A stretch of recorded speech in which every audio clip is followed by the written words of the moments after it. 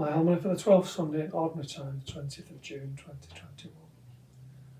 Power of nature can be frightening. I remember when I was in St Anne's some years ago now, when a great gale sprang up and slates were being torn off the church roof and blown about like they were pieces of cardboard. I was always very concerned after that when the wind got up. Even in our advanced technological society, nature can wreak havoc. So we can well imagine how the people of Jesus' time felt when the forces of nature were unleashed. Our first reading psalm make it clear that nature was seen as a great power that only God could control. There's that telling line in the psalm, their soul melted away in their distress.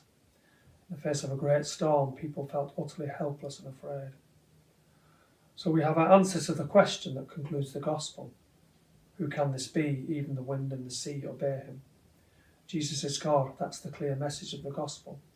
It reinforces the central teaching of the Christian faith that Jesus is divine, for he can control the power of nature.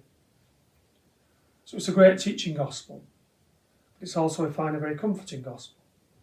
Master, do you not care we are going down?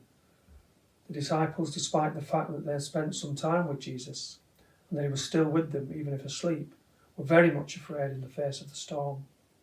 They cry out to Jesus and wake him up. It is a heartfelt prayer, and Jesus responds immediately.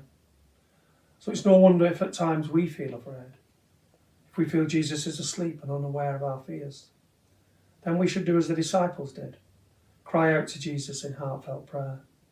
The message of the gospel is that he will not ignore us. If in doubt, if afraid, if troubled, pray. Why are you so frightened? How is it that you have no faith? Jesus was disappointed with his disciples' lack of faith, but I think the disciples' response is understandable. After all, some of them were fishermen. They knew it was a bad storm. They had seen such things before. They knew they had reason to be fearful.